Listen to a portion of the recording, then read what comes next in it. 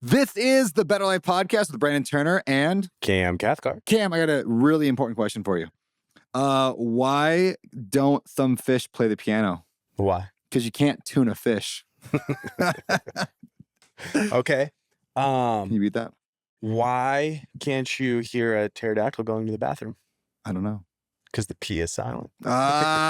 Get it? That's pretty good, man. Off the top of my head. Off the top of your yeah, whatever. Never. Yeah, you didn't Google that one before. Hey, everybody. Thanks for coming on today's show. Today, we're really excited to bring you an interview with some good friends of ours, actually. And we're going to talk about investing in real estate at a distance and having kind of a cool lifestyle, life, and real estate. So our guests today, Don and Janelle Carlson. What's up, guys? Hey, What's up? How are ya? What up? I'm good. I'm excited that we need a name for this room. You're in the office. The Sea Shed was a cool Yep. name. The Sea Shed was a cool name, but you can't take it. Yeah, no, I can't take the Sea Shed. This is not a shed. This is a sea garage. I don't know. Sea This is garage. the third bay of the garage. We'll call it the third bay. I don't know. Welcome to the third bay. Third bay. Welcome I to like the it. third bay. Third bay. Yeah, because All it's right. like I have the two garage bays over there, and this one we turned into a studio. Anyway, glad to have you guys here today. Thank you for having us. Stoked to Yeah. be here, man. So we're gonna go into your story, but before we get there, Uh-huh. I want to know. Give me the clearest answer. Can somebody invest in real estate? And I know the answer is yes, but can they, and how do they invest in real estate if they live in an expensive market? How can they do long distance investing? Ooh. Start big. Yeah, I know. That's a great question. So that is obviously how we got started. We were from Southern California and we did dabble and try to invest there and realized that we were poor coming right out of college and just didn't have a lot of money. So we had to find another way to make it work and invest because we knew that was the way to the lifestyle that we wanted to live. So we started to look at just more cost-effective markets like the Midwest. He had some family that moved to Indiana area. And so we looked there and realized that the numbers worked. We were doing long-term rentals at the time, the burst strategy, all that kind of stuff. That's what was popular, of course. So from there, we looked at like the four main things that we kind of look at is like population growth, job growth, politics, and then just the how if people are happy there, living there, and Yeah. want to continue to be there, that kind of stuff. So Is it a cool city, and is the city actually investing more money into the city? Like certain, like there's stuff to do, there's sports teams, good food, like just good vibes overall too. And I mean, we talk about too visiting your like out of state market too, and we kind of like church shopping or something. Yeah. You like Yeah. you market shop. So we visited 4 to 5 different markets, and then ended up first in Indianapolis. It's actually kind of shocking. Like, I teach that program First Deal, and we get a lot of newbies, that come in and want to buy their first deal. And most of them want to do long distance investing.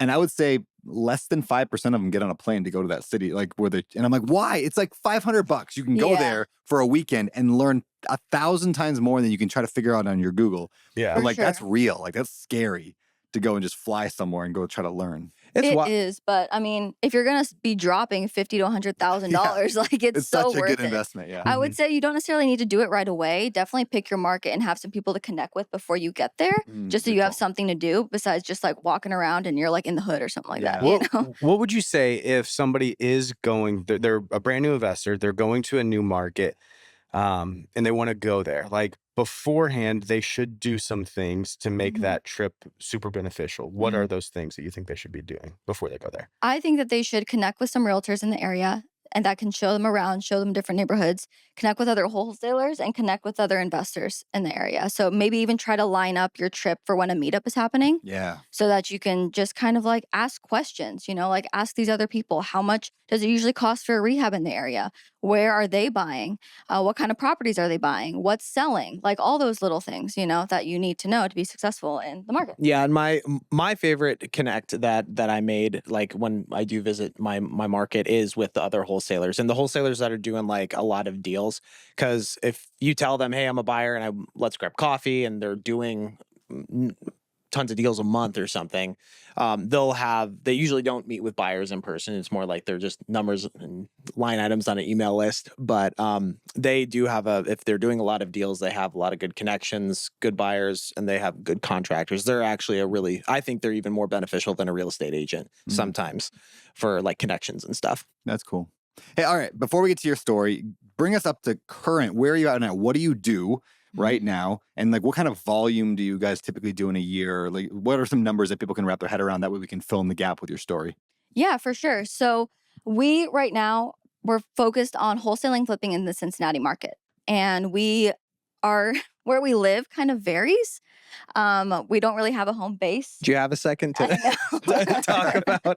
I know. Yeah. We travel Yeah, a explain lot. that. You travel a lot. We do. Yeah. We travel a lot. Our That's how we got to know each lifestyle- other. You lived in Right. Maui for Yep. a while. Exactly. And our lifestyle is super, super important to us. So when we first got into real estate, we always said that we wanted to find a career path that fit our lifestyle versus fit our lifestyle around our career. So that's why we wanted to start investing in estate and all that kind of stuff. Yeah, because we started out as like retail. Like she was a real estate agent, I was a mortgage broker, and we did the retail thing for a while. And having clients, it's like, I mean, you still had to be there all the time, and work didn't really. You had like admin stuff in the morning, but like when your client gets off work, your work starts. And I then hate being a real estate agent. It's the worst. I would hate God that. bless my you, real God. estate Yeah. agents out there. You are doing the Lord's hate work. it. Yeah. I know. So that's what made us transition for sure. And because our lifestyle is so important though, and just like where we are at with just stage of life, I would say that we do what we need to do. So we're only averaging probably around like 20 to 30 deals a year. Like it's not very Only. much. Only. Yeah. Well, People are like, I'm trying to get my he does first that with deal you for too. years. Juggernauts over here, $1 billion I know. in real So, estate, 100 yeah. deals. 20, Yeah. 30 a year is pretty legit, though. I mean, That's amazing. that's from I most actually think- people who can't get one a year. I mean, I was a one a year guy Yeah. for like the first 10 years. It was like maybe two if I was going crazy, but I think 20 to 30 is a really great sweet spot, though, where It you is. don't need a full team. You can do it with a pretty small team, but you Mhm. still make enough money. Like I'll say this.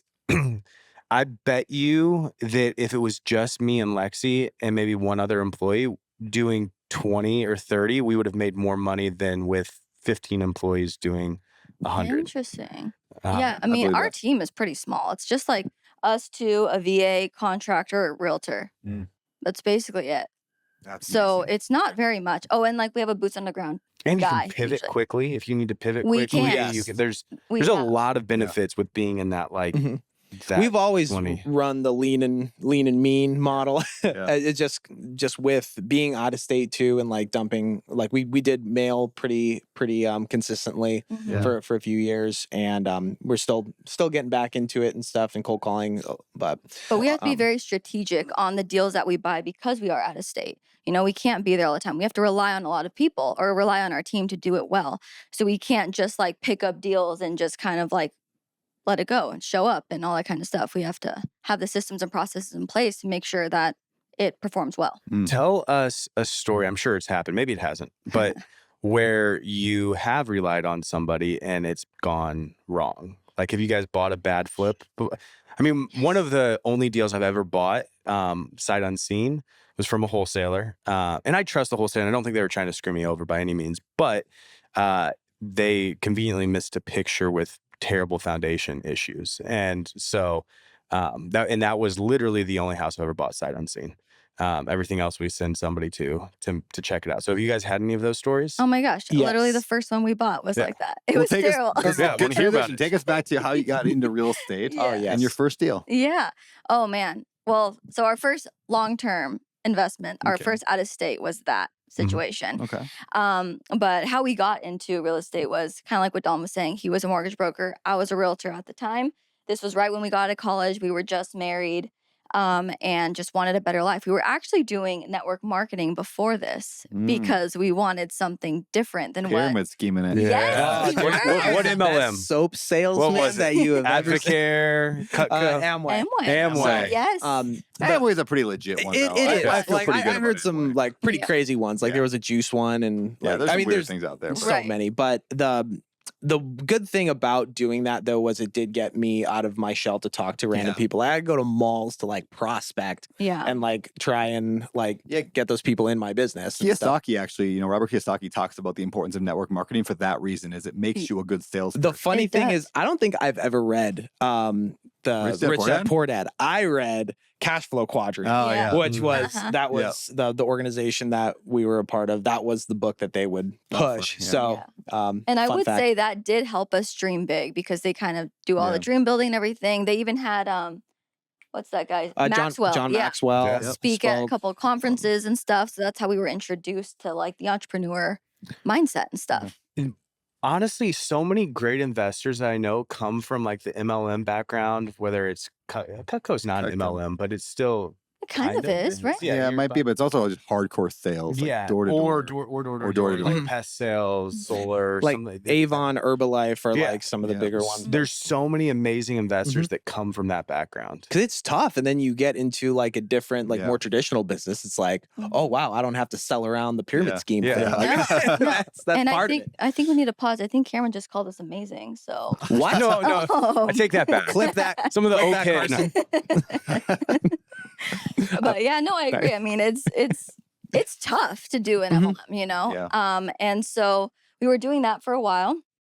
Realized that it's hard to make it to the top that everyone talks about in the MLM industry. So we had a family friend that was in real estate, and he had a nice house. He was always at his kids' baseball and softball games, and so we were really liking that lifestyle. And his wife was home; she didn't really have to work at all.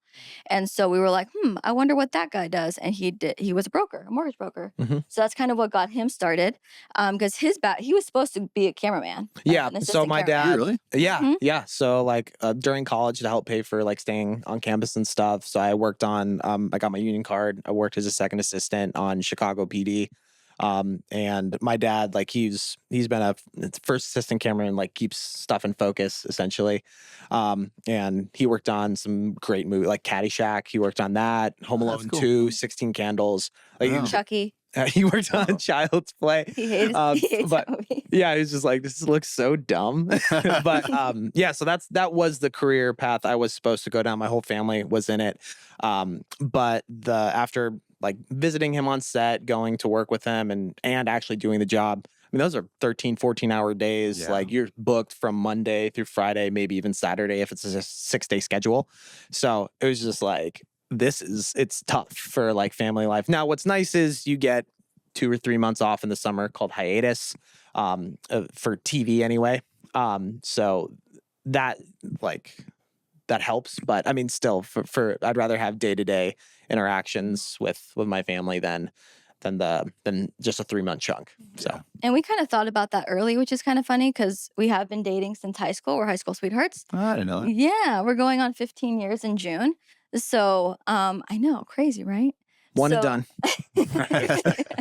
So we were kind of thinking about our life early on, I think earlier than most. And so when we were looking at lifestyle and kind of what we wanted with the help of the MLM, we looked at other paths. And so we found real estate and thought, I didn't think real estate investing was something I could do because we just didn't have the money. We didn't know anybody in it. We had no idea how to start or anything like that. My mom tried to dabble in it with like buying tax liens and that kind of stuff, but it epically flopped. So, Mhm. but we would, watch the HGTV shows and go to these different seminars. She would drag me to at like 18. I'm like, what are you doing? So all that kind of stuff.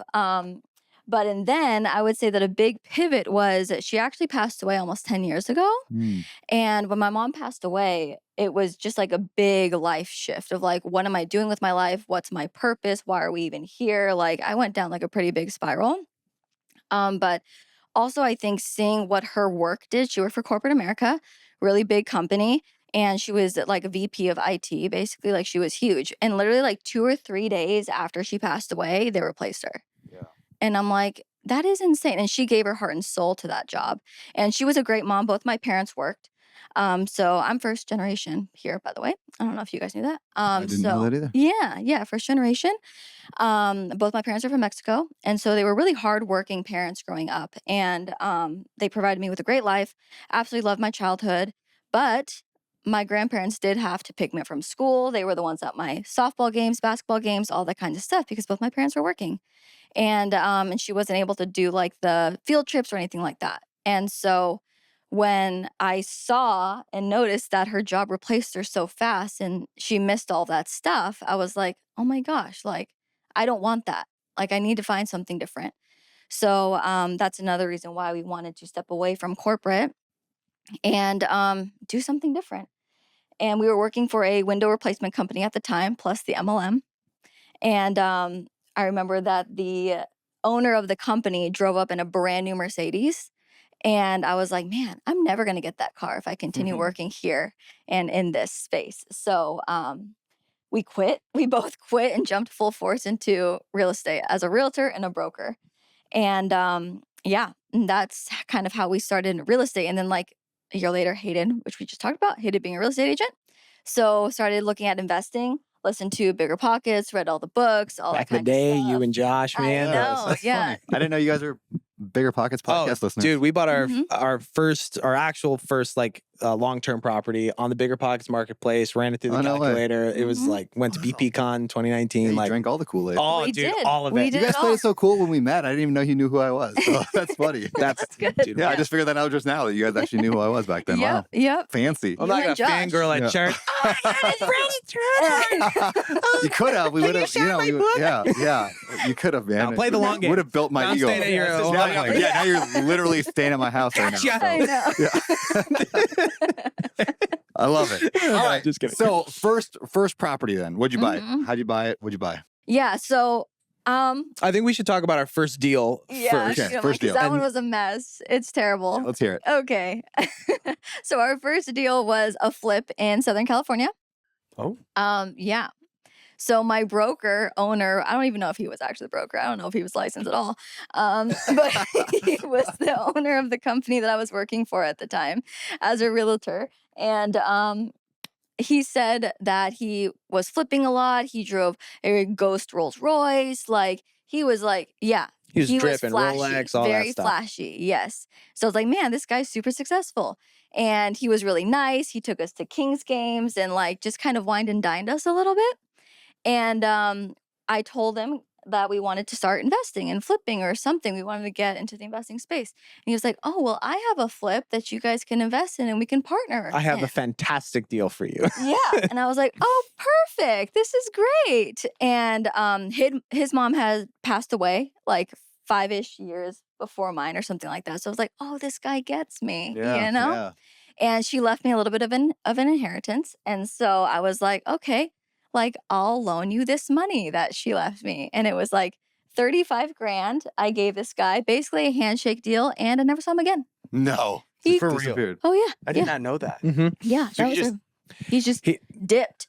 And yeah, I like tried Like, did you reaching try out. and Mhm. track him down? Oh yeah, yeah. Tried reaching out, and like it was going fine for like the first few months and stuff, but then like he just like disappeared. Yeah, it was crazy. first 3 months it was fine, and then he kind of got kicked out of. There were like two other partners in the brokerage. They like kicked him out essentially, and then we were like, okay, well, what about the flip and stuff?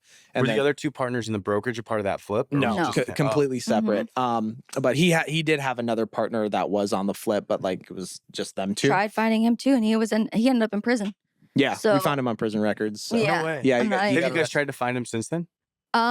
Not in a while, but We I should look tried the guy up. everything. We've seen him after. So there, Oh, you're right. I we- did see him after. we saw him after. We That's saw him crazy. at a Tom Ferry event yeah, or something. like 2 or 3 years later, we saw him at a Tom Ferry event, and he was with Bring the it up. Oh yeah, because he was with the girl that was wearing red bottoms, and I was like, "Oh, did my money buy her those red bottoms?" I don't know what red bottoms are, but Louis Cameron. Vuitton. Yeah, the shoes, Louis Vuitton. red bottom Louis shoes. They're like Vuitton?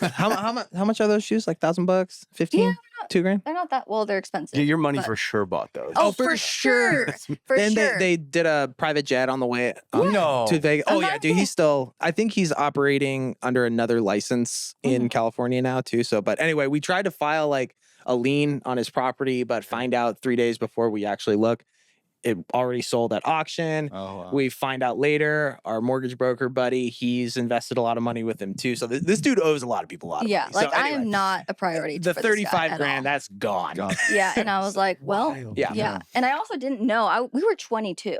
I had no Yeah. idea how to get this money back or what to do, who to talk to, and I did talk to one lawyer, I think, and they're like, "You're probably going to spend more in my fees than you Yeah. to get this money back, so just call it a loss." And I was like, well, shoot. Yep.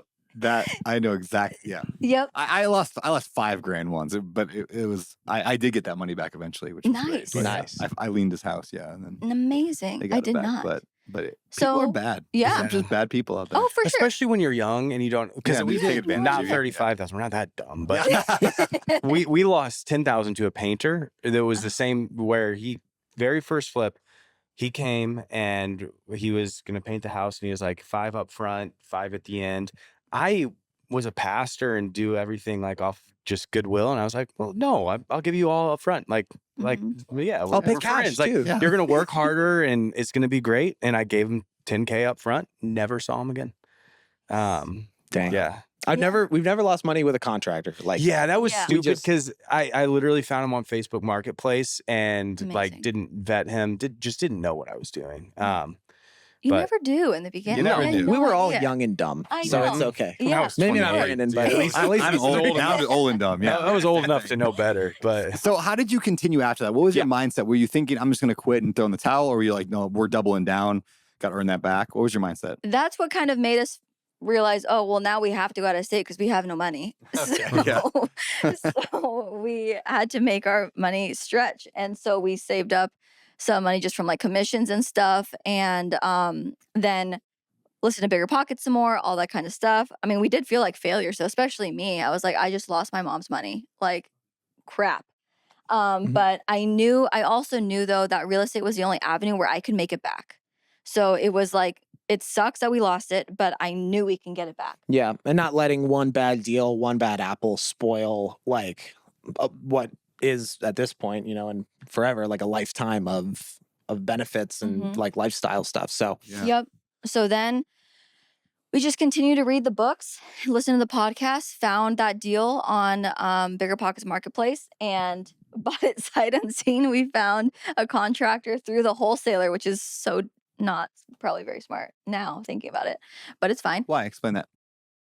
Just because we didn't know that wholesaler at all. Like we met him through the forums or yeah. whatever. So we'd never even Zoomed him or anything like that. And so we just trusted his contacts. I don't even think we asked, because now we vet contractor, like, what are your past jobs? Give us references, all that kind of stuff. We didn't do that. We're like, oh, you're a contractor? Perfect. Yeah. Yeah. Go work on my house. Yep. So it was really funny. But we bought that house for $19,000. It was 19. triplex. Yes. Wow. 19.5. 19.5. You're right. 19.5. so Yep. $6,500 a unit. That's wild. Mhm. Yep. Yeah.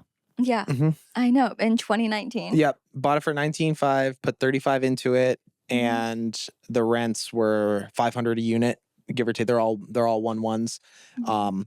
And The mortgage was so cheap at the time too. It was like 3 something. Yeah. PITI altogether, like principal, interest, taxes, insurance, like 540. Yeah.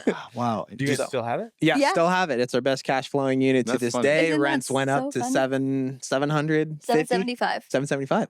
Mm-hmm. That's So- still pretty, Each unit. pretty low. What city is For that in? sure. Indy. So like that must not be like A-class neighborhood. No, it's a terrible. We oh, got not like terrible. two, 20 grand of appreciation during the biggest boom of real estate. So, I know. yeah. Mhm. It was all we could afford. It was so funny. And we're like, it looks like a deal. And it did pencil out, but we didn't realize that area is also super Yeah. important when you're buying. We're just like, the Yeah. numbers We're like work.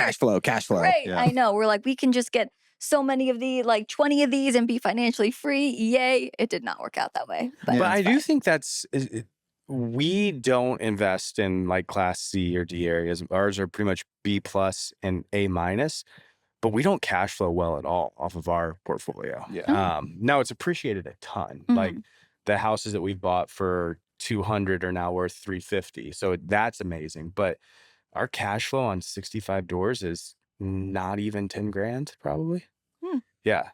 I mean, well, for us too, like we were so cash flow focused, we didn't necessarily care about appreciation. Well, and Well, that was I a think pitfall. that's like for a lot of people, that might be the first step. Like my Right. mentor, he basically invested in class C and D areas, was doing similar deals like that, built up cash flow to where he could quit his job, and then went full-time real estate and over time traded those for class A properties. Yeah. So I don't think that's a bad model, what you guys did. Yeah, the problem was that we were trying to replace our income super Mm. fast. Mhm. And I think we did step over like dollars to make pennies, like long term. So like our mindset has shifted. Like we still want cash flow, like that's still good, but I do want like B properties maybe instead of C not or like D. So C minus D plus. Yeah. Because even after that deal, we scaled really, really fast. Like within 16 months, I think we bought 18 units, Wow. kind of in the same area. And because of that, we didn't realize that we were making the same mistakes over and over and over again. We didn't actually perfect our systems right away. So they were costing us a lot of money and they were really crappy properties. Like the next deal that we bought, it was 2 triplexes side by side. And literally 3 days after we closed, the foundation caved in. Oh wow. Like so all of going back to your sight Yes. unseen deal. Yeah, I know. It was bad. It was bad. And so we were trying to move all of the tenants because there were tenants in place into hotels and like get it stabilized. It was terrible. So so those properties were not great. And now we just have the triplex out of like all those 18. We ended up selling. How did the you rest of guys them. get the money to go from 0 to 18 in the first year? Yeah, so we were doing the burst strategy. So that helped. And then we were finding hard money and then just private money. So my dad had a little bit of capital that we used and just like continue to recycle and then just with commissions. Gotcha. Were you still doing Indy, or were you moved on to Cincinnati? At that This point? was all Indy. Indianapolis. Okay. We moved to Cincinnati when it was, I think, like 2021. 2021. physically, or do you guys ever Oh, actually no, live sorry. there? Just moved Yeah, I didn't move markets. markets. Yeah, Moved you Yeah, never we were, actually still in lived Southern California the Okay. whole time. The last 3 months we spent in Cincinnati, but we've never like lived there full time. Can we talk about some of the how-tos? Like go back to like the systems and processes that a person would need to be able to do what you guys do. Mhm. And I know it's a broad question, but like Mhm. teach me. I've never really flipped long distance before, or bought rentals long distance or wholesaled. So what do I got to do? Yeah. You mentioned picking a markets. We already covered that a Yes. little bit. And then I would say keeping track of all your metrics and your KPIs are super, super important because that's kind of what you have to rely on. Yeah, I think for any business really, Yeah. to make sure that it's running successfully and what the money that you're putting in, your effort that you're putting in is good, and it is producing. But I think what's key is keeping track of all of the people that you're talking to and following up. Like follow up, fortunes in the follow up, right? So like that is your biggest thing, and making sure that the people that you have in place are performing. And with that you can have them make sure they're sending you pictures and video. We do conference calls on Mondays and Fridays with our contractor. Mondays we go over just the game plan for the week, what's needed, any draws that are coming up with hard money, anything like that. And then on Fridays we go over a recap and then kind of game plan for the following week to have an idea of what's going to happen on Monday. So staying on top of everybody, communication is key. And I don't necessarily think that you need like crazy systems. Like for us, it's our CRM, Google Drive, Asana, and like those are the main softwares that we use to keep track of everything. But in the beginning, we just had Google Drive, Excel to keep track of all of our spreadsheets and everything like that. Yeah. And I think for like going down to the very like basic nature of like what you need to invest out of state, you just have to rely on other people. And the people that you need are a good realtor, a great contractor, a couple great wholesalers, and if you invest in long-term, property manager. That's basically our sphere and our team. And if they aren't performing, you gotta find somebody else. Like that was our thing that was really tough for us because we're pretty loyal people, and if you like are nice to us, we usually stick with you. Well, I think that's a lot of people, Oh, like all of yeah. us' biggest problem is It sucks. we like people, and sometimes we keep people on our teams too long. I know. We let them kind of do their thing, and it's tough. What does the flow look like? Because I'm out of state investing now. Obviously, I built up my business living there. But what does for me, it would be hard to comprehend how you find deals without boots on the ground acquisition managers. And so who is doing acquisitions for you? You get a deal, who's going and walking it and taking pictures? How do you compensate that person? I'm interested in all of that. Yeah, for sure. So with our marketing strategy, one, we usually use wholesalers, realtors, but we are doing direct to seller with cold calling and direct mail. And so with those, we usually in the beginning like to partner with other wholesalers that we kind of have built a relationship with and have sent us good deals. We know that they're competent and can analyze deals. They know kind of what we're looking for. And we have them go and take pictures for us. We have hired a picture taker before in the past. So you Um, trust the wholesalers that you're buying the property from to give you good data on that house? Basically, but Yeah. we also send our contractor out. Gotcha. So we do have like 2 or 3 Yeah. people vet the deal for us. And when our contractor goes, he will FaceTime us in and just show us the layout, show us different problems so that we kind of see it, Mhm. but not really. We get his visual. And then he also gives us an idea of the area. Same thing with a realtor. Like I will basically cross all the information that I've gotten with my realtor and just make sure that my ARV numbers are right. The area's what I think it is. And the layout is good because, you know, sometimes layout sucks Mhm. for Because our resale, market, so. there's a lot of like older houses. Yes. So, and that's sometimes a challenge. You have to move a lot of walls and stuff. But Mhm. How broad are you looking in your market? Like, are you in one sub market? Are you anywhere in the city within 20 miles? Like, what does that look like? What will you buy? Yeah, so we're in basically Cincinnati proper, Okay. and then about 10 to 20 minutes north, east, and west. You can't really go south because south is Kentucky. Yeah. Yeah. So, and then on the west side, there's only 2 places that we will buy because the west side is not super or great. 2 So the places west that we side- won't buy. Yeah, the west Yes. side like isn't. The west side's where I bought when I went to Cincinnati. So I decided to be a long distance Oh. investor, Oh, you right? bought in And I Cincy? chose Cincinnati, and I was like, I'm going to buy an apartment complex there. So I bought a 24 unit, about 20 minutes west of Okay. Cincinnati. It was in Cleves. Oh yeah, If you That's a Okay. good. That's not a That's terrible not It area. wasn't a Terrible. terrible area. It's I could not get a property manager there. I went through 5 of them. Oh I ended wow. up finally selling the property because I Did just you make could money on it? not. No, I broke even. Broke even. Like I sold it for what I bought it for. So I probably actually lost money in terms of commissions, but I sold it to the real estate agent, so I didn't have to pay commission on the sale. But Gotcha. anyway, it was overall a 2-year just mess of making no money and headache. And it wasn't that it was a bad property. It wasn't a terrible area. But what I didn't realize is like that no property manager in Cincinnati would go work in Cleves. Mm-mm. And so I had to find somebody in Cleves, and there was only a few, and none of them were good. Mhm. Sorry if you were one of them. You were, you were all terrible. Just kidding, no, sorry. But that's honestly what we yeah. also found with any one of our team members when we were investing in the suburbs of a major city like Indy or Cincinnati. If you go into the suburbs right outside of it, you have to find someone hyper local to that area because the other person does not know. So that was our problem when we bought in Indy, like the 18 units. We were using a realtor from Cincinnati or from Indianapolis. And so he didn't know the suburbs. So he's like, yeah, this looks good to me too. And it's like, no, we bought on the wrong side of the river, bro. Yeah. Like, but he wouldn't have known that because he wasn't hyper local. So Yeah. that's super important if you're investing out of state is finding team members that are hyper local to that area. How would you do that? Because that's the biggest out of state investors that are investing in St. Louis. The biggest thing that I see is they're just off on their numbers. Where like, for instance, a house that's in the Lindbergh School District can be from here to literally that wall away from a house that's in the Afton School District. Mhm. The line, and it's the difference between that's a $75,000 difference. And so Yeah. if you're looking at Zillow or PropStream or Deal Machine, you're like, oh, this house in the Lindbergh School District sold for Yeah. 300. My house is worth 300, but your house isn't if it's in the Afton School District. It's worth 235, 240. Mhm. So how would you tell a out of state investor to protect themselves against that? Because I see it all the time. For that one, it's talking to the like listing agent who Mhm. does like a lot of deals, and they know usually those specific school district stuff. Because we didn't in California where we started investing, you could pull comps like 2 miles away and it would be fine.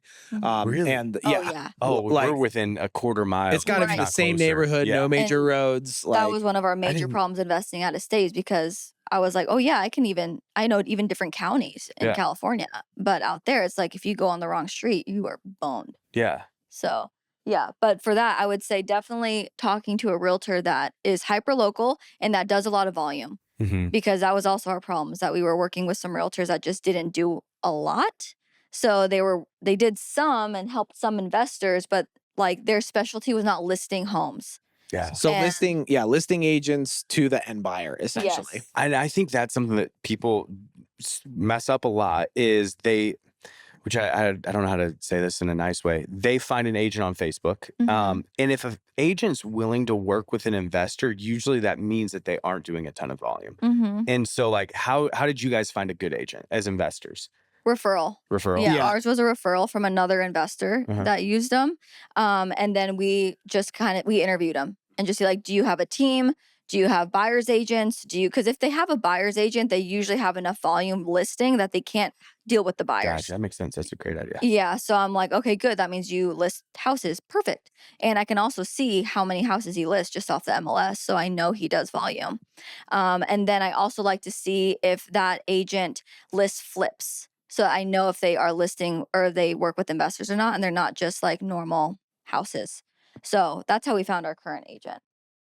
How do you work with an agent when let's say you get a deal that's a wholesaler, brings you a deal, and you're like, okay, I think I like this spot. I think the ARV is what they said, but I really need an agent to help. The agent's not getting paid on that. Maybe they get paid on the sale, but on a rental, then an agent's not getting paid. So I'm wondering, just for general advice for people listening to this, how do you build a relationship with an agent and get the agent to work for you when they're not going to make any money from you necessarily on that deal? Like, how do you still make it worth it for the relationship? Does that make sense? Yes, for sure. Yeah. So for our flips, like if an agent is helping us with the initial analysis, we will give them the listing back for it to help incentivize them to do it. But we also like to give either $500 or $1,000 sometimes. So depending on the deal. And also, we do like our homework before. We don't just send like, here's an address and pictures. Yeah. What should I pay for it? Right. It's more like, okay, these are the comps that I found. Like, and we just use like Zillow and like we know how to comp well, certain very specific parameters. Then we'll send our agent like what we find, like, hey, am I right about this? So they either say like yes or no, or like, let me look at it further. Yeah. That's the hardest thing about working with an agent. And you guys have obviously done your homework beforehand, but so many out-of-state investors blindly trust the agent of like, the ARV is this and the rehab's this. And I don't think agents do this on purpose, but one, they don't know. Two, it's easier to spend somebody else's money than their own money. And three, there is a little bit of an ulterior purpose of I get this listing on the back end, or I'll get paid up front on it, on the purchase. And so it's so important to do your due diligence beforehand and know the market and be able to run your own numbers. Me personally, I would not trust an agent's valuation of rehab. Then that's usually what I feel like ARVs are a little easier for them to calculate, but like we all have different, like your construction costs are probably are different than mine. Just everybody has their own numbers. So I think that's a big, they're big just difference. usually wrong. Yeah. All right. I want to talk a little bit about being a middle investor and what that means. But before we do, I do want to bring in this week's show sponsor. So one thing on the show is we give away all the profits from the podcast towards charities of the guest choosing. Yes. So what charity are y'all supporting today? Yeah. So we are choosing Zoe. So Zoe is a basically a fighting human trafficking organization, and we actually got to volunteer with them a couple times in Southern California. And they are an organization that actually has ex-military and cops on staff, and they aid local law enforcement to help bust and find usually children who are being sex trafficked. Wow.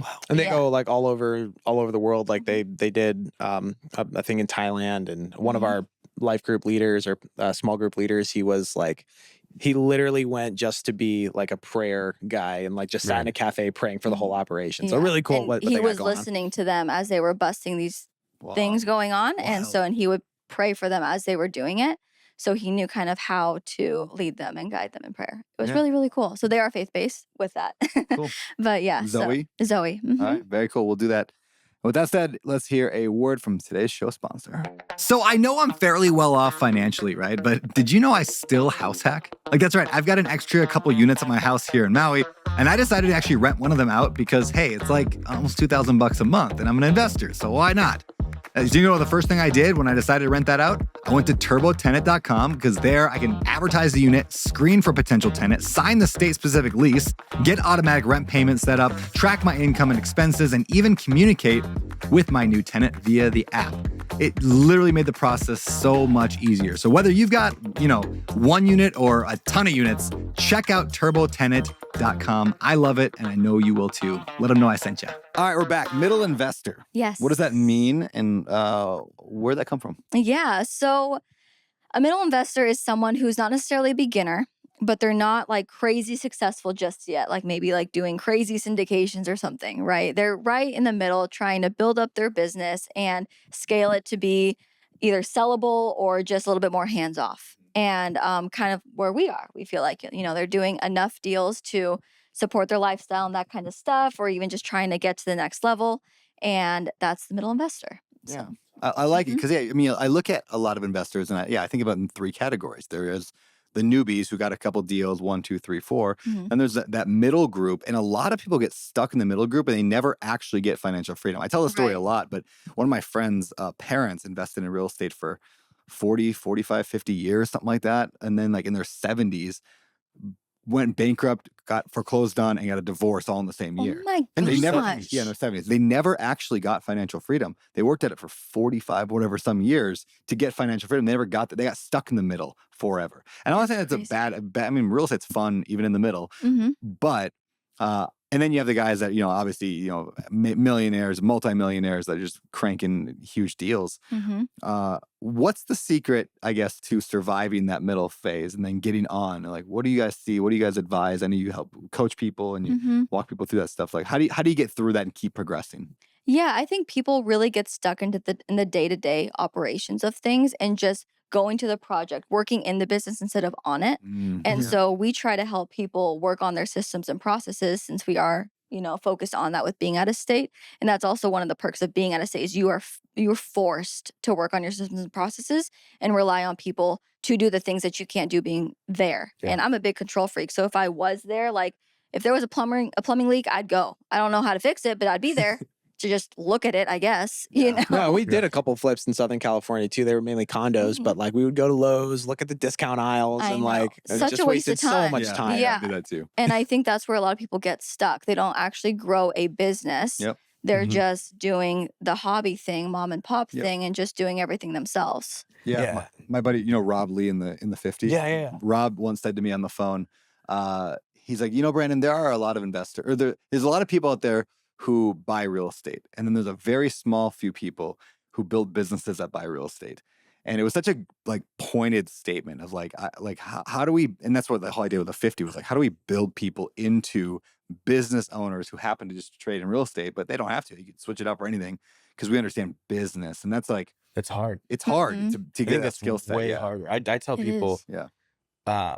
like right now, I feel like I'm a really great real estate investor. I'm a subpar business owner. Mm. And we're in that transitionary period where it was like we did really, really well at real estate, but now I'm building a team and have multiple people. And that's, for me, way harder than actually being a real estate investor. For sure.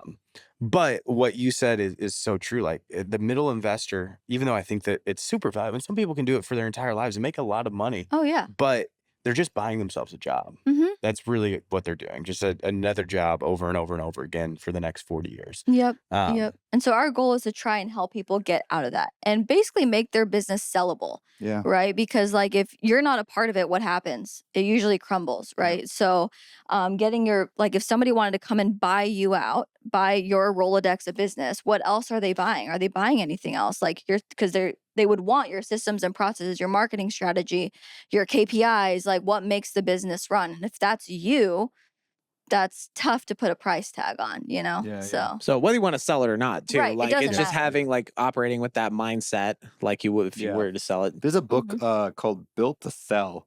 Have you guys heard of that one? John Wardlow, I think, was the author of that one. Anyway, it's called Built to Sell, but the whole idea, it's not a real estate book. It's all about just any business you run Mhm. is you build it as if you're going to sell it. So what would Mhm. that look like? And you reverse engineer that into how you operate. And then you have the choice of selling or not selling. Right. Either way, it's a win Mhm. because now you run a clean business. But he's like, most people never build with selling in mind. Yeah. Or like, what's the other famous book about Stephen Covey, like start with the end in mind, same Yeah. kind of concept. It's like you start with that premise is I'm going to sell this company someday. Mm-hmm. You build it different and you build it cleaner. You do. Mm-hmm. Yeah, I think even for us, one of the things we always wanted was to not live in St. Louis forever. So we kind of had that mindset from day one. And then actually, either you told me this at a mastermind or I heard it on your podcast. Might have been you or Taro. But It was me. it was you? Was it a good thing? It was good. It was okay, great. it was me. Not Where Taro. how was it when you knew that you wanted to move out of Washington? You made a rule like I will not go to any houses. I will not do any work on any houses. Was that you? I know. I always say I sold every tool I owned. So that I Mm. have no option to do any of the work anymore because I had to give up being in the business and I had to force myself to not be able to do it. That's what. Yeah. Yeah. So and we did that where the 6 months before we moved here, we stopped Yeah. going. We started relying on people, even though we Yeah. could have. And that our natural tendency was like, we want to hop in our car and go there. I want to hop in my car and go see that. I would literally force myself not to and be like, if we want to be an out-of-state investor, we have to learn not to do this. Yep. You can just start with out of state and be forced. Yes, to do that. exactly. You have Just to- jump right in. David Green made that point when he wrote the book Long Distance Real Estate Investing. Fantastic book. Investing, yeah. It was a great book, but he made that point is like, you are forced to be great if you're going to go long distance. When you're local, you can get by with being mediocre. For sure. And that's why people do. They invest locally. They're mediocre forever. But you sink or swim very, very fast when you're going long distance. Oh, yeah. And so you have to be good. And honestly, for my property in Cincinnati, I was not good. I actually bought 2 properties at the same time. I bought the one in Cincinnati, and then I bought one in a mobile home park in Bangor, Maine, just outside Bangor. That one worked out great. We sold it for $1 million more than we bought it for. Cash flow, the whole thing was great. And then we went and bought, thousands of more units after that. So what was the difference? I had a team with that one. I ran it like a business. Like I was a visionary. Ryan Murdoch was the integrator, and Ryan ran the thing. And I'm like, oh, this actually works. The one in Cleveland, in Cleves, outside of Cincinnati, like it was just me. And I'm not good at that. Like that wasn't a business. That was me not being able to run over there to go check the plumbing. And so then I just didn't have anybody to do that. And I'm relying on a Craigslist contractor who doesn't show up. And yeah, so I ran one like a business and one like a hobby, and the one like a hobby just failed. Yeah. I will say though, like investing in state's a lot easier than out of state. Like, this is not easy. Yeah. Would This you is guys not easy. suggest for somebody that's listening to this to invest out of state, or? I think if you have the ability to, like, because the grass is not always greener, like, unless you live in a market like Southern California, New York, like super bougie Florida, like, I can't even think, Austin, Texas, maybe. I can't even think of that many more bigger markets. But even like, I think for 90% of the population, they should invest where they're at. Yeah, I think you just find a strategy that works where you're at. Yeah. Maybe. And I think even for us, I think we could have gone 2 to 3 hours from where we were actually living and it still be considered distance, right? Because like we don't want to drive 2-3 hours to the property. We could have if we wanted to. Like I don't think you have to go out of state, but I do think it's definitely possible. You just have to have the patience and like the willpower to continue. Because I think it does take about a year to figure it out. So it is a long time. But once you figure it out, like you're gonna crush it. Yeah. So and figuring it out, getting the right team members in place, and then figuring out the market specifics, which side of the street areas and all that. I love that you said that. It does take like a year. I think it's longer than people think. It is. Because it shouldn't. Like in reality, like any of us 4 could buy a deal in the next 5 days. Like if we had to, we'd knock it out in 5, 6, 7 days, depending on the weekends and who's open. But like this is easy.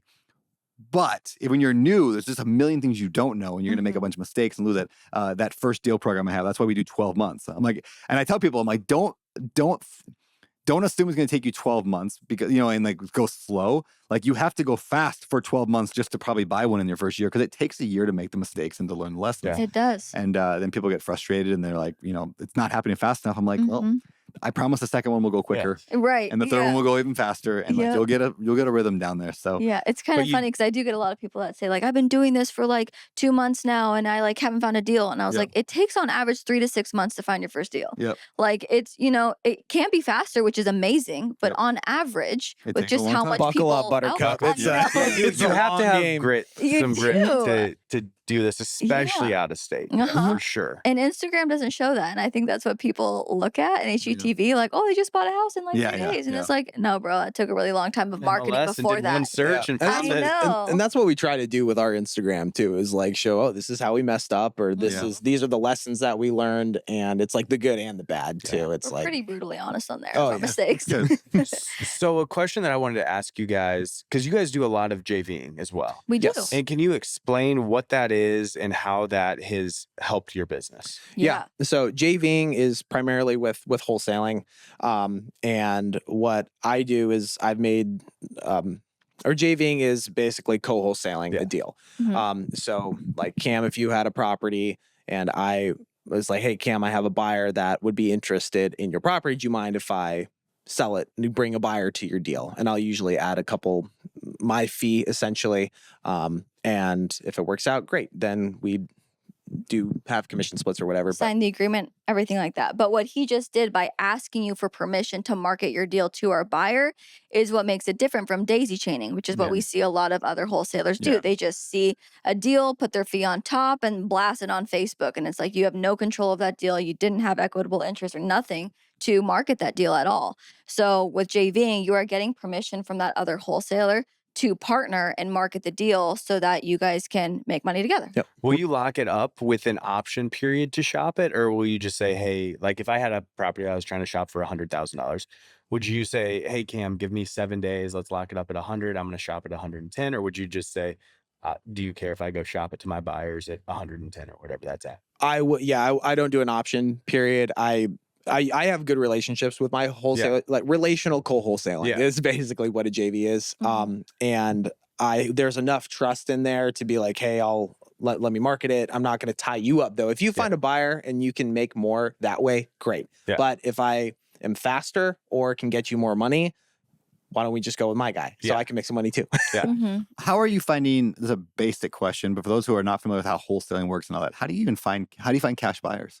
I use Facebook for a lot of them. There's a ton. I love Facebook for real estate investing. There's so many great local groups that we're a part of for every market that we're in. But also like PropStream or Deal Machine. You can pull cash buyers from there as well. Or even seeing which properties are flipped. Like a property that looks like a flip, you can look on the assessor for free or Deal Machine, find the owner, and then skip trace owner and call owner. And then, so those are 3 different ways to find cash buyers. Yeah, very cool. I also like to look at the rental properties listed currently on market, MLS, and just see who the owners are because they're usually investors too. So add them to the list and see if they're interested in buying more.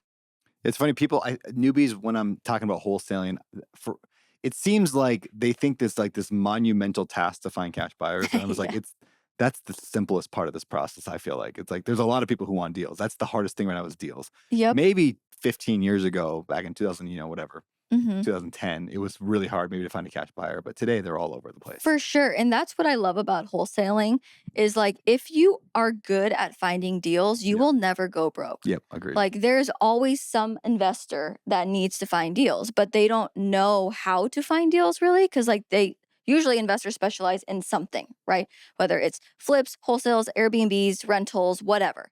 Right. And because they specialize on that thing, they don't necessarily always have the time to spend on actual marketing, direct to seller, like all that kind of stuff. So if you are able to perfect your skill in finding deals, you will always have somebody to sell to and make money. And then you can scale up, right? Like you don't have to stick with just single family. You can do small multis, then bigger multis, commercial, like all these things. You can like totally make so much money by wholesaling properties to investors.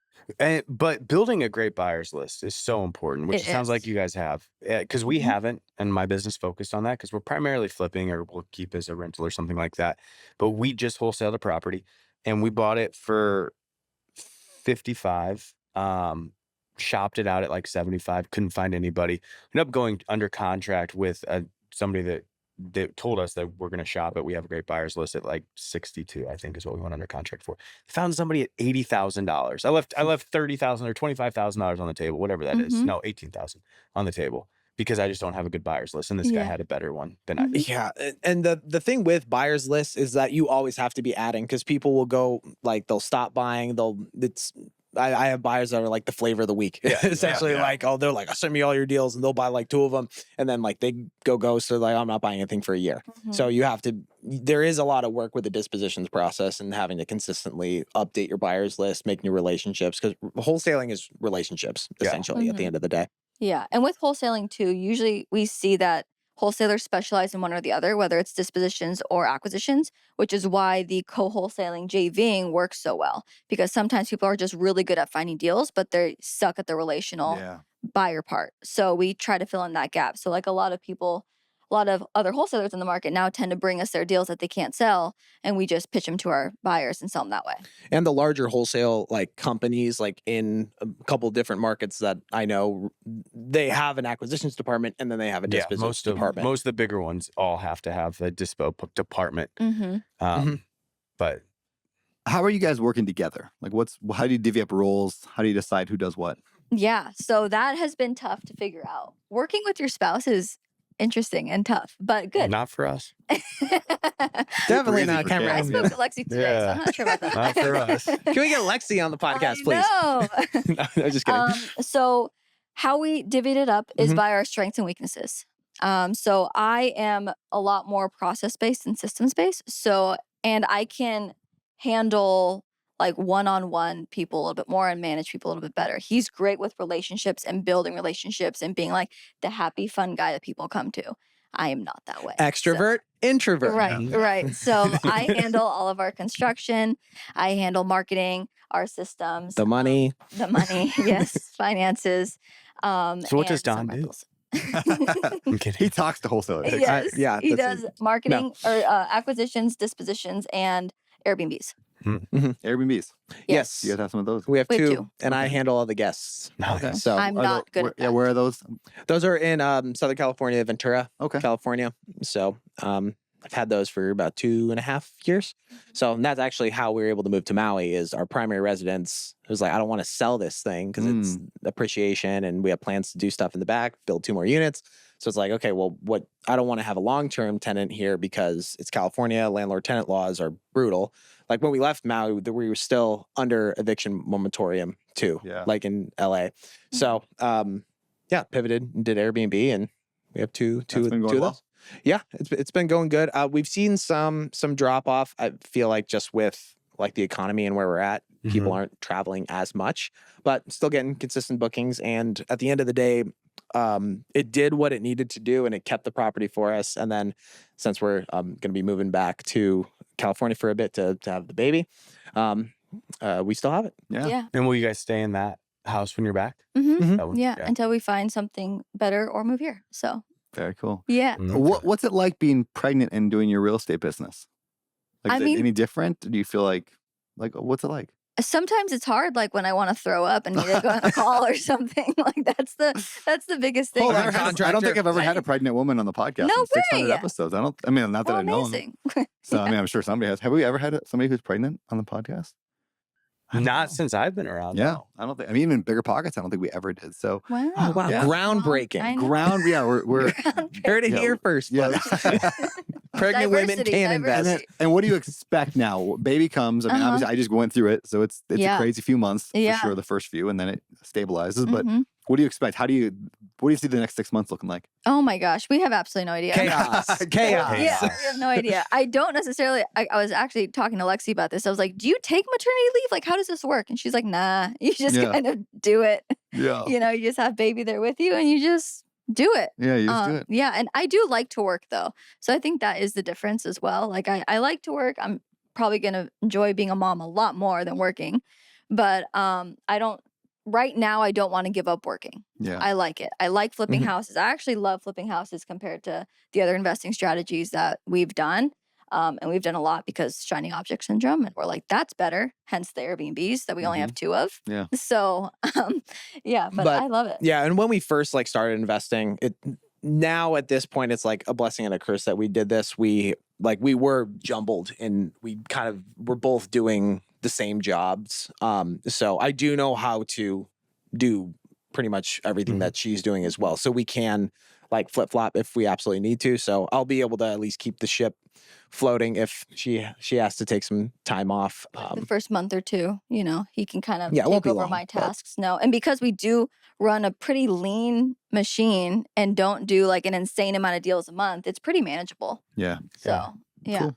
Mhm. What advice do you have for couples looking to invest together, but maybe only one person's actually like gets it and they're all in? Ooh, that was kind of us.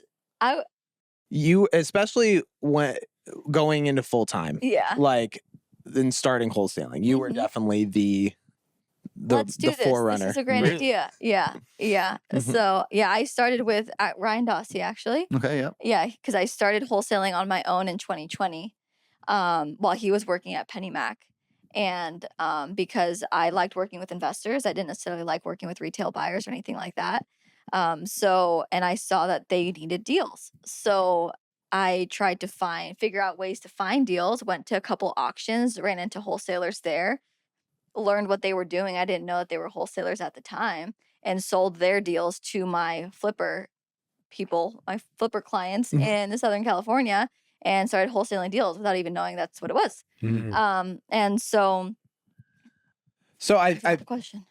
to answer the question of like how to if one spouse is super into it and the other spouse needs some catching up, I think being patient, but also giving them ownership too of some of it if they want it, and going over the reasons like why I want to do this.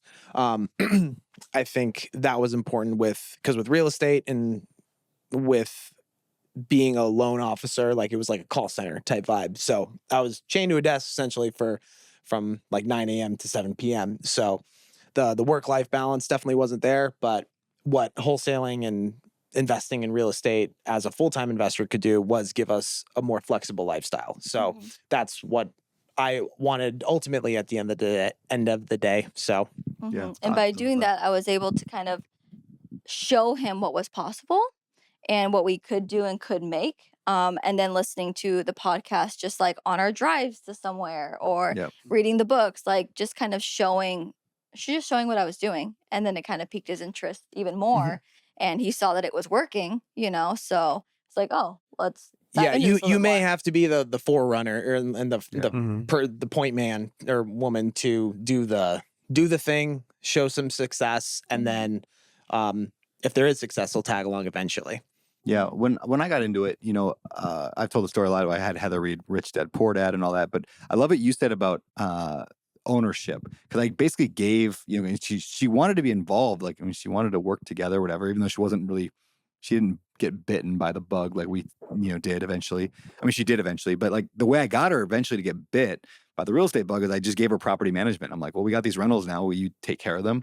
And she just went all in on it, read every book on property management and just took full ownership, and that got her excited because that was like her thing. And so we could just separate our roles, and and then obviously like she managed our properties for a decade and wrote a book on it and the whole thing. And so the ownership piece is really important. I don't think anybody's ever said that before out loud on the podcast. Cool. So that was a good answer, man. Nice. Yeah, because like once you catch, or once you start listening to other, like not just your spouse too, it's like, okay, other people do this too. And that did help a lot though, and listening to the podcasts and books and I think it also, understanding what your spouse likes and their strengths is crucial too. Because like if you would have given Heather acquisitions or like go talk to all these agents, she'd be like, no, thank you. Right. So understanding that piece too, and we were pretty big on writing down our strengths and weaknesses, even just like vision casting and like brainstorming and trying to figure out the lifestyle that we wanted, and then trying to figure out how our careers were going to fit that, kind of like I said in the beginning. And real estate was the path. So and we both were very ambitious people though, like from the hop, like we were doing, like we said, the MLM in college, like we were we were both salespeople for this window company, so we always were like trying to provide a better life through different means than traditional W-2 9-to-5. So I think that was the thing too. Very cool.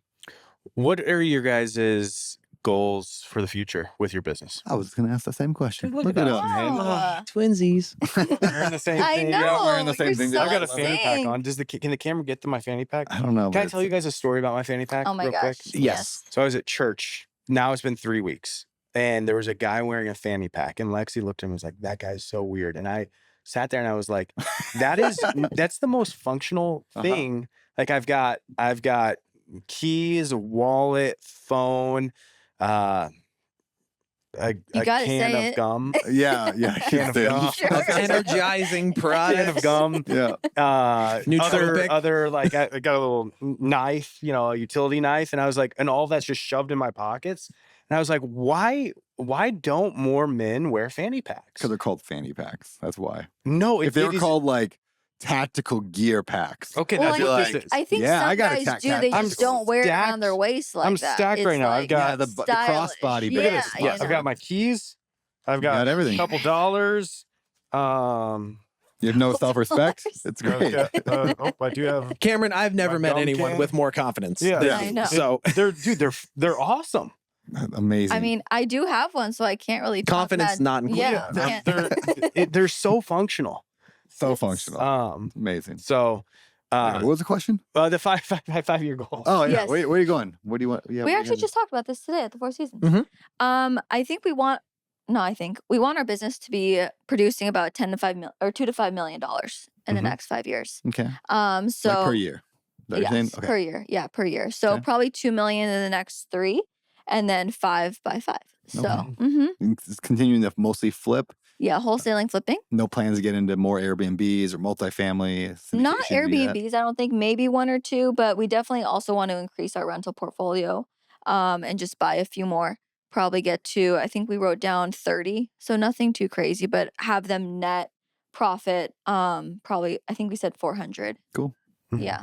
So be very specific on the properties that we buy this time. Yeah. Not Yeah. so A little bit more for careless. appreciation. Yeah. Yeah. There Yeah. you go. Mhm. All right, guys. Well, this has been great. We're not done yet, though, because we're headed to the 3, 2, 1 pivot. Ooh. This is the idea of your life's going one direction and something gets in there and makes you pivot, Mhm. hopefully in a more positive direction. So we'll start with 3 books that have changed the direction of your life. Mhm. It can be 3 each or 3 together. You choose.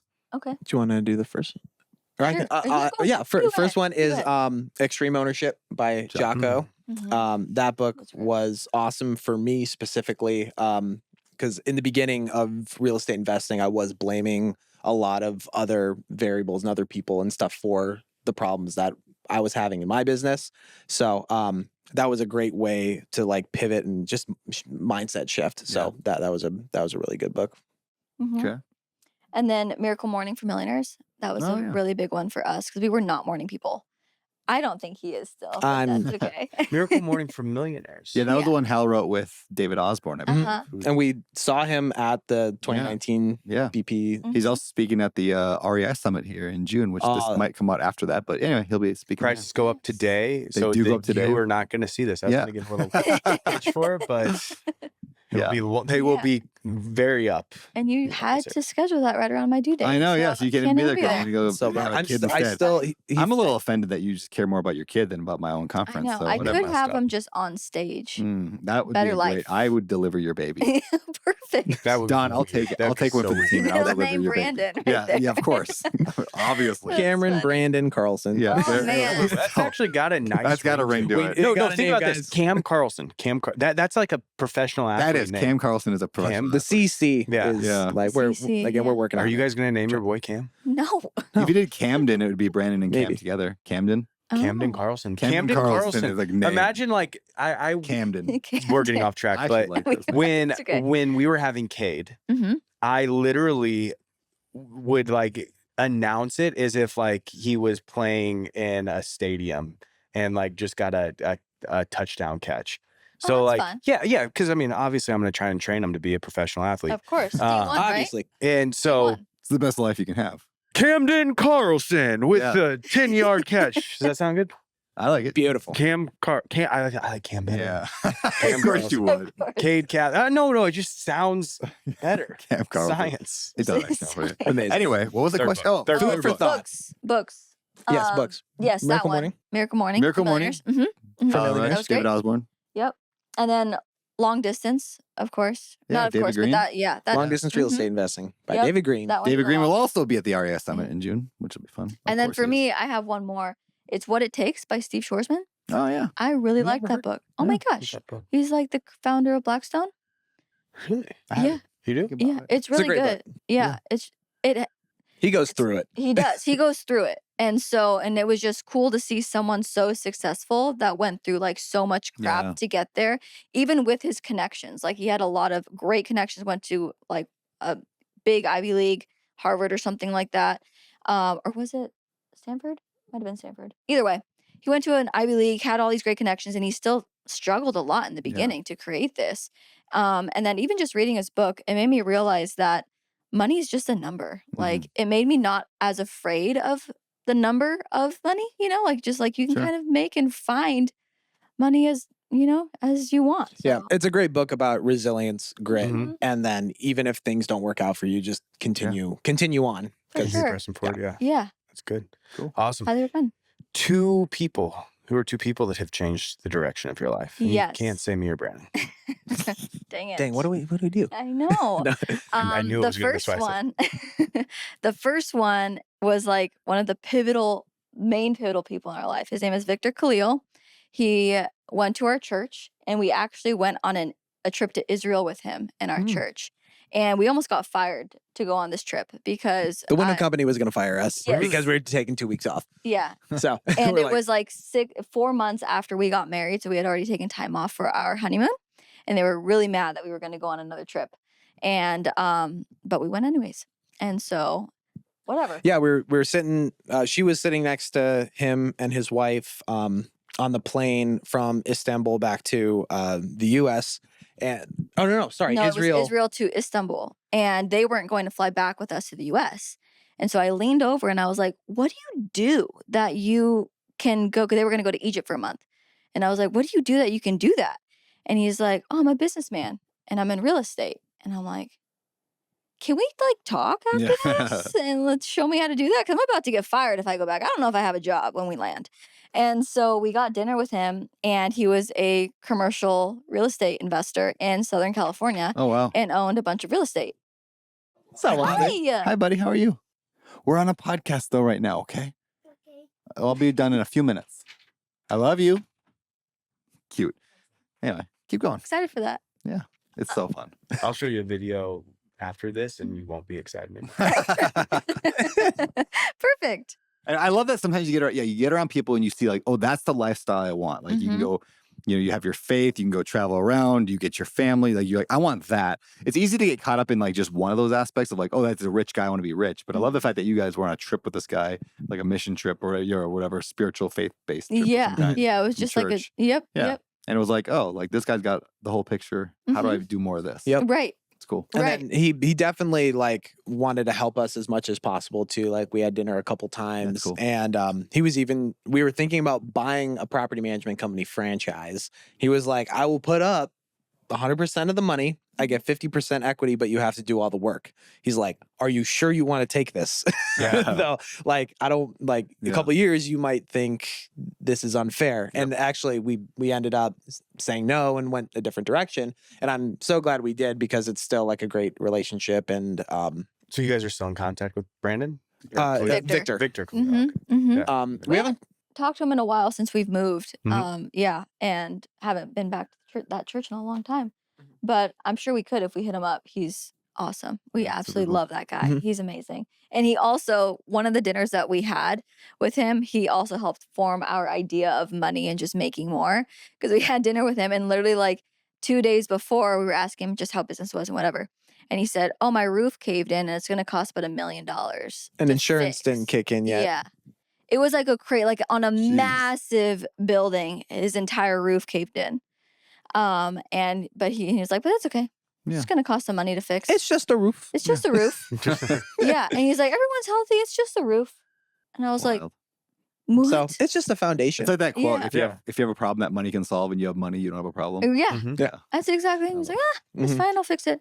All right, cool. I'm like, Mhm. okay, got it. Victor Khalil and And then the second one is Ryan Dossie, actually. Ah, cool. Yeah. Who was on Yeah. episode something of this podcast. I Yeah. can't remember which episode. enter it was. episode here. Yeah. Yeah, he helped us out a lot because we were really struggling, and we were very cautious on mentorship because of my past and our Yeah. past with it. So I was like, if you screw me, we're gonna have problems. Yeah. But he taught us how to market, how to wholesale, how to do it the right way. And he was also the first person that told us, like, if you don't want to have this huge business, like, it's okay. Just make however much you need to make to fit the lifestyle you want and just be done. Yeah. Like, you don't need this crazy business to make all this money. Like, just Yeah. make what you want. Like, do you want all the problems that go along with having a $5 million business or something Yeah. like big? It's like if 300 grand like gets the job done at the end of the day, Yep. like that's a couple flips or Yeah, it's maybe Yeah. 3 flips in Southern California at 100 grand profit. And then you're done. You don't have all the stress that everyone else has. You can live a comfortable life and be fine. So, easy. I think that's so important for people to hear, where Instagram has obviously flawed our Mhm. perception of like, we want to grow bigger and faster and do all these cool things. But for most people, it takes 5 to 10 flips a year to make a really good income, Mhm. and it's not that much work, and you can build your lifestyle around that Yep. instead of doing 100 houses a year, owning 13,000 Yeah. units. Right. Yeah. Sometimes I'm like, man, I kind of wish that I was, Yeah. was doing Yeah. 5 People a year. Yeah. people get so focused on the number, Uh-huh. like the door count or whatever, the Yeah. deal count, that they forget, like, if you're not making any money with that Yep. though, like, it doesn't really matter. Yeah. Or if it's just stressing you out and ruining Right. your Yeah. sleep and your Uh-huh. health, Yep. like wait, Family time, yeah. all that kinds of stuff, then what's the point? I mean, Mhm. the reason why we all got into real estate was to not have those Yeah, yeah, stresses yeah. and live the life And we that we just do it want. anyway. Yeah. Yeah. Yeah. So, All right. What about a quote? Pivot quote that's changed your life or kind of guided your life. yeah.